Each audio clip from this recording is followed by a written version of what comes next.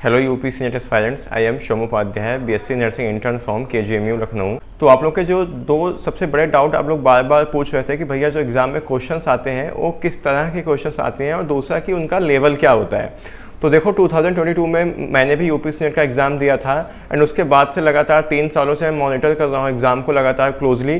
तो उसके आधार पर मैं आपको बताना चाहता हूँ कि यूपी सीनियर के एग्ज़ाम में जो क्वेश्चंस आते हैं ईजी टू मॉडरेट होते हैं। बहुत ज़्यादा हार्ड एंड टफ क्वेश्चंस आपसे एग्जाम में नहीं पूछे जाते हैं, जैसा कि आपके नीट के एग्जाम में पूछा जाता है। तो आपको उस लेवल के क्वेश्चंस प्रैक्टिस करने की कोई ज़रूरत नहीं है। बात करते हैं एग्जाम में क्वेश्चंस कैसे आते हैं। तो देखो एग्जाम में 80% जो क्वेश्चंस होते हैं वो थ्योरी बेस्ड क्वेश्चंस होते हैं। 20% ऐसे क्वेश्चंस होते हैं जो फॉर्मूला बेस्ड होते हैं।